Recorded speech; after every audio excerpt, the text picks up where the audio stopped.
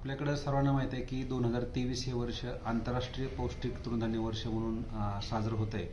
आणि त्या अनुषंगाने आपल्याकडे आपल्या भागामध्ये ज्वारी हे मुख्य पीक शेतकरी घेतात. आणि मागच्या 5-6 वर्षाचा अनुभव लक्षात घेता रब्बीमध्ये आपल्याकडे ज्वारीचं क्षेत्र कमी होत आहे. परंतु क्षेत्र कमी होत असताना ज्वारीचा भाव मात्र मोठ्या प्रमाणात वाढतोय. त्या ज्वारीला प्रसिद्धी देण्यासाठी आपण कृषी विभागामार्फत एक हुरडा महोत्सव आयोजित केलेला आहे.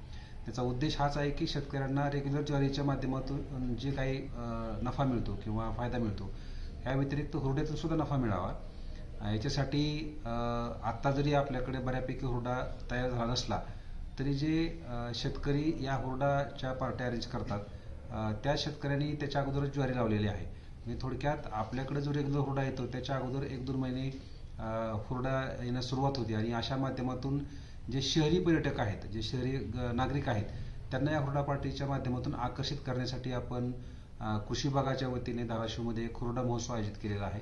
माझी सर्व नागरिकांना विनंती आहे की आपल्याकडे ज्या ज्या शेतकऱ्यांनी किंवा ज्या ज्या कृषी पर्यटन केंद्रांनी असा हुरडा महोत्सव आयोजित केला असेल त्या ठिकाणी निश्चितपणे आपण जा. कारण सर्वांना माहिती आहे की तंतुमय पदार्थ हुरड्यामध्ये खूप चांगल्या प्रमाणात असतात. त्याचा फायदा आपल्या आरोग्याला निश्चितपणे होऊ शकतो.